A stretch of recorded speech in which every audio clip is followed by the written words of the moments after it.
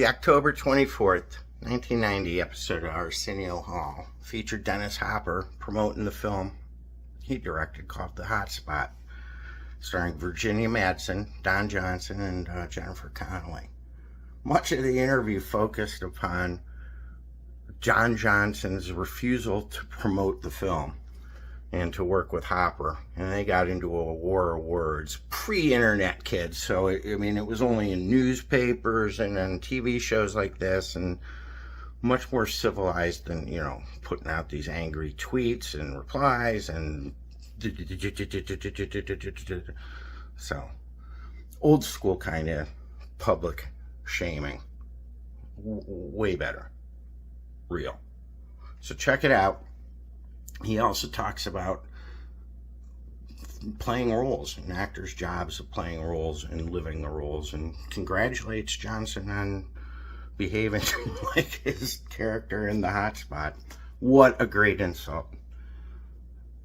Learn from that, you young digital. Ow! Remove those digits. Ouch! Ouch! Oh, analog feels so much better. Once a Hollywood outlaw on and off the screen, my first guest is now one of the industry's biggest actors and directors. His latest film is entitled The Hot Spot. It's a sexy thriller. Please welcome Dennis Hopper.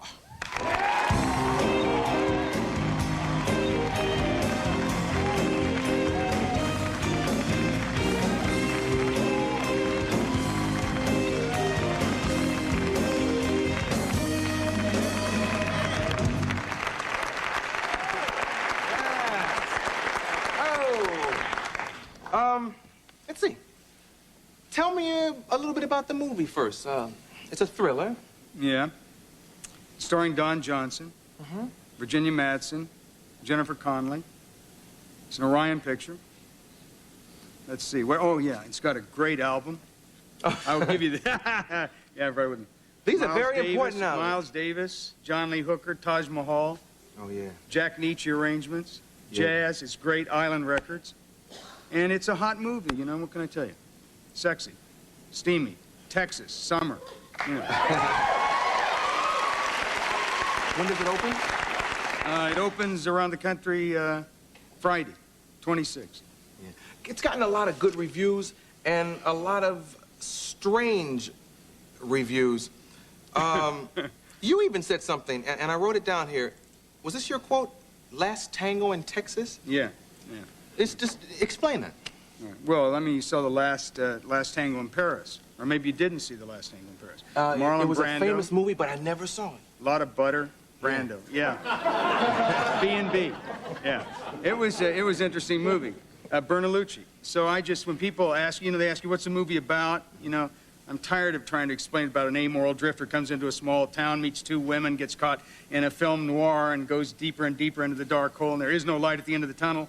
One of those. I just said, well, it's like the last tango in Texas. Okay. Yeah. But then if you hadn't seen the movie, it's sort of...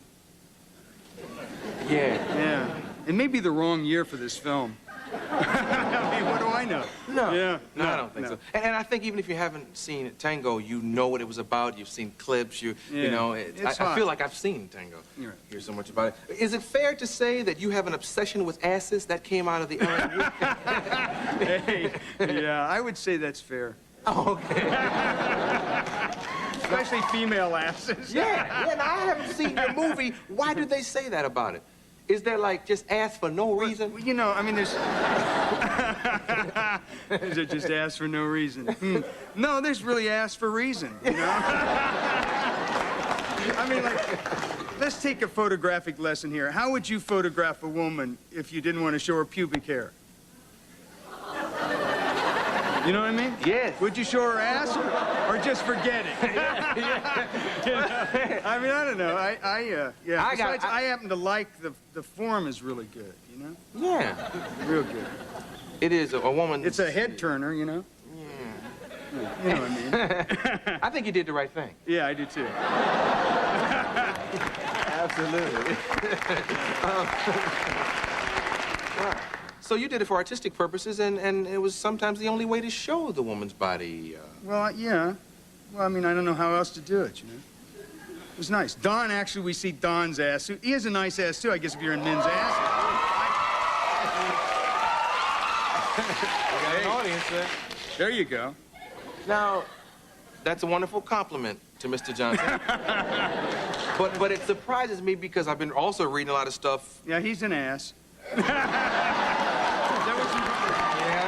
Yeah, it's just like a lot of stuff I've read, it just seems like you don't really like the man or it was a bad experience. No, it's not that. He just hasn't come out to support the film.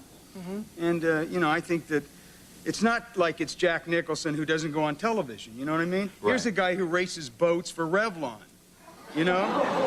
Yeah. And this is the best thing that he's ever done in his life, probably ever will do, and he wanted to wait till the reviews came out to support the film. He got great reviews. Said now maybe he'll be a movie star rather than just a TV, you know, personality. Yeah.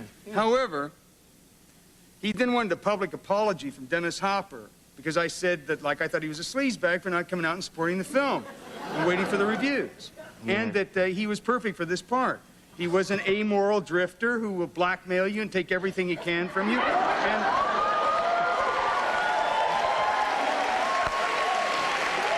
And you better watch yourself because when you turn your back, he might screw your wife.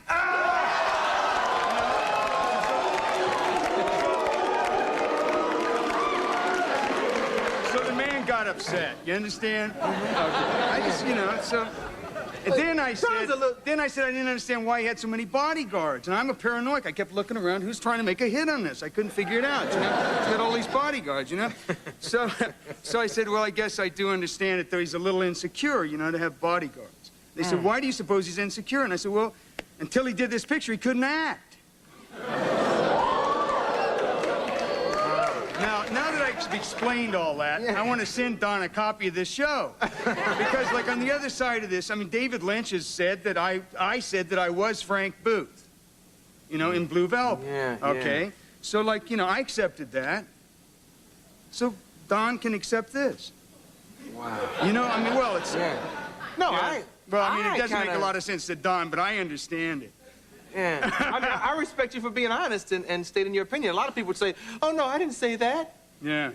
You know? Well, there's another side to this. You know, there's about the snake. You know about the snake? No. It's an old story.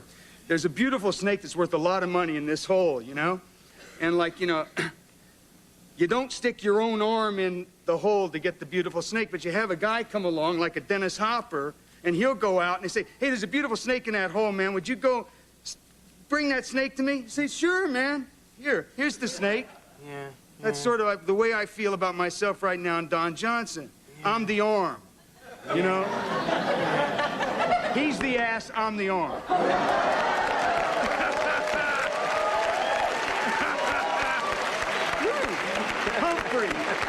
Humphrey Johnson. You know, okay, now if I'm Don or his wife or his agent, let me see if I can think of the devil's advocate position. I thank God you're not one of his bodyguards. I'm too small to be.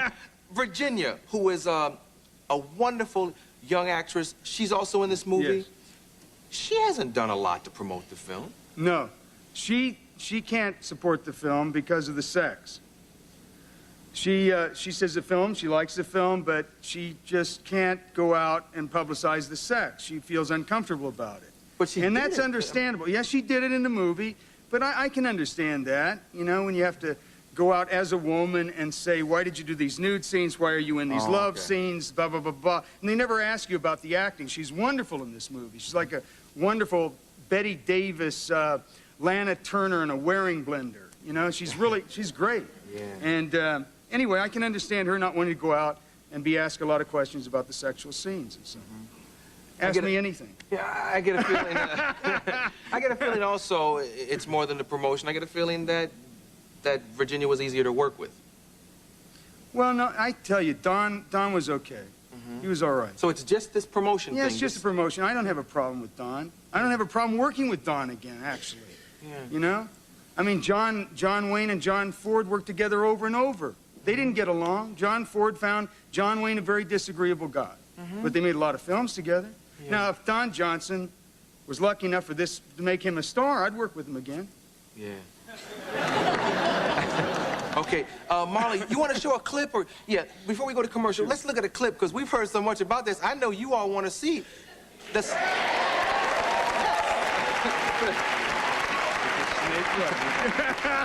Here's Don Johnson.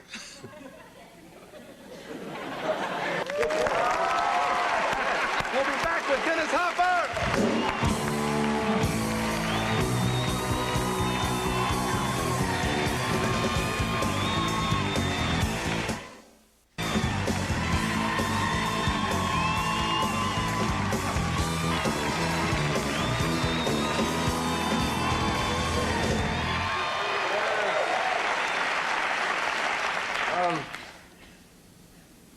LA Times said that the movie was a Harlequin romance for highbrow slumming.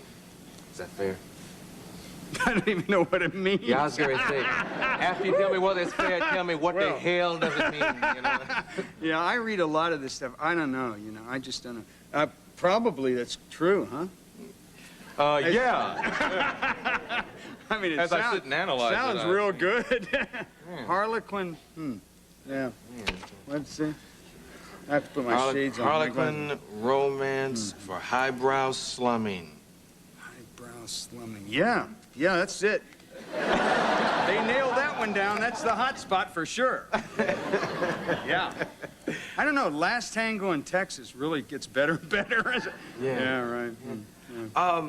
I hang out with a lot of guys who are in the law enforcement business because we have this program called DARE, where we go into classrooms, talk to little kids, and let's talk about two subjects that comes out of that. Number one, a lot of cops, at least 4, have told me that they got chill bumps, they got hair raising up on the back of their neck when they watch Colors because it was very real. I mean, they were like, he must have known somebody, man. He must have hung out with somebody, because, like, I mean, they were saying noises in the alleys, and they talked about little things. Tell me about how that movie evolved and how it became what it was. Well, Sean actually brought it to me, Sean Penn, and he asked me if I'd be interested in directing it.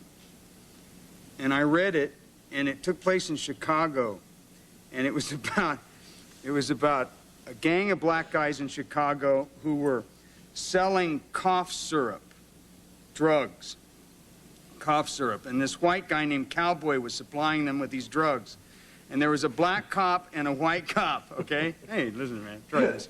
There's a black cop and a white cop who were not getting along, but they did finally, the black cop got killed, then an older white cop came in, and then these guys busted this white guy and saved everybody from this black gang and this cough syrup. You know, it's almost impossible to go down and score cough syrup. Have you tried that? I mean, I don't know that you don't go out and score drugs, but you know what I'm saying. You know, that's just not a drug we hear too much about. So they stopped this whole thing in Chicago, these guys, you know.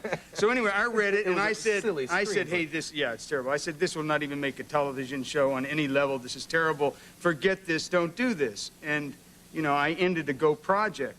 And Sean said, well, what would make you do this? And I said, well, make it Los Angeles, make it about real gangs and the real things that go on, and I'd be interested in directing it.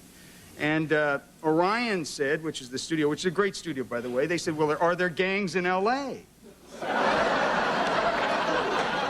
know? Now, well, at that time, you know, it sounds weird, but at that time, it was all way back in the paper. There was none of this, there was none of the action that we knew about the Bloods and, like, you know, and the Crips and that kind of gang action in this city. It was all in the back pages, and there were more murders that year. There were 387 homicides that were kids killing each other in gangs downtown Los Angeles the year that Colors came out. And suddenly there was a young girl killed in Westwood, and suddenly it hit the front pages of the papers, and suddenly we were all aware of it. But, so anyway, I got involved. I went down, I got involved with the gang people and the police department down in Los Angeles and the sheriff's department. And we researched it real good and made the movie. And how did you research it? Because... Well, we went out with the gang units. Okay. Went out in the streets and rode the helicopters and did the whole thing. Yeah. And met the gang kids. Oh, really? Kids that were on parole, that were out, that helped us with the movie. So there were actual... So I had cops on one side and gang kids on the other, and you get those together. Get all the knowledge. They ain't going to be lying to you, you know? I mean, that's the way it was, and did it as honest as I could.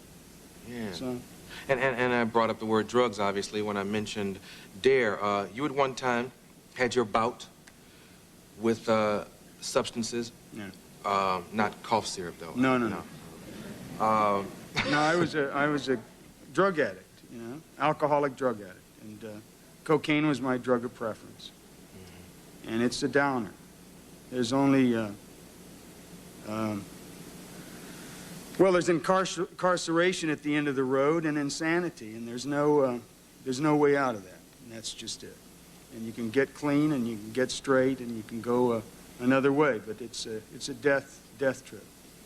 And when you're on it, you're not always thinking straight. So what happened in your life that made you decide that, hey, I got to make a move? Well, you know, I mean, I can tell funny stories, you know, and they are funny, and they sound funny, but the reality is I was lucky enough to bottom out so badly. I was totally insane, and I can make it humorous.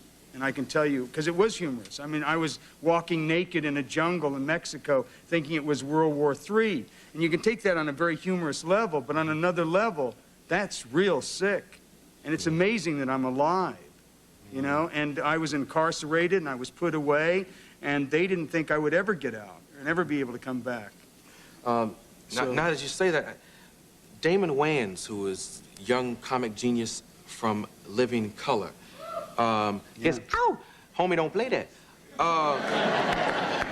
If a lot of people won't remember this, but you go rent the cassette now. Damon had on a diaper, walking naked on crack with a teddy bear dancing. Yeah, which is a funny scene. Did you write that from your experiences? Well, no, we just made that up. We did that. Yeah. The diaper was his idea. Oh. When you see Hot Spot, you'll understand. Okay. No, I mean, no. Okay. I thought it'd be better if he was naked, however, we just didn't get that. No. Yeah. But no, he was like, you know, that was a STP or one of those, perhaps, drugs. Wow. Well, I'm glad you got it all together. You seem very happy. And, yeah. It's a pleasure to be on your show. Yeah. I dig your show, man. Yeah. Okay. Thank you. Go check out the movie, Dennis Hopper!